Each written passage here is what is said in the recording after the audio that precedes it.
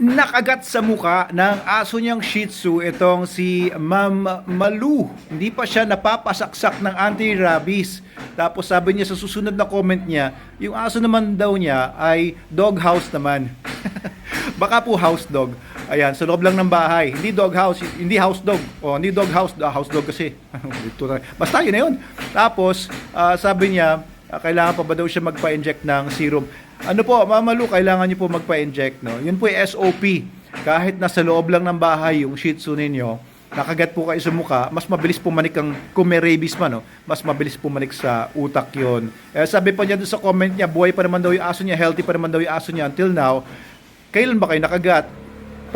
Kung lumampas na yun ng 14 days, tapos lumampas na yung kagat niyo ng 14 days, tapos ngayon healthy pa rin ang mga aso niyo, buhay pa.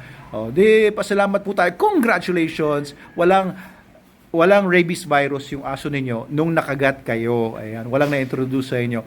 Pero just the same, just go to your human doctor for the right advice kasi human doctor should give advice to humans and I'm only giving advice tungkol dun sa dog ninyo.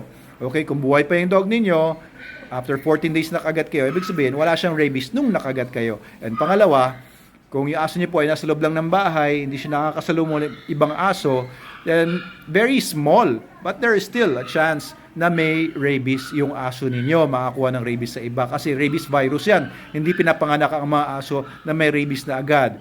And at the same time, pangatlo, wala ang anti-rabies yung aso nyo. Dapat may injection po yan, Mamalu. Dapat merong anti-rabies vaccine ang lahat ng dogs natin. It is required by law kung kayo po ay responsible dog owner.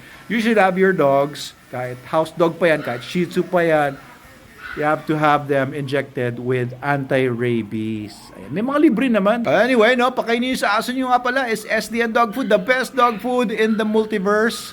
Okay, for Shih Tzus, for Great Danes, lahat ng aso, all stages, ages, and breeds, pinakamagandang dog food, SDN.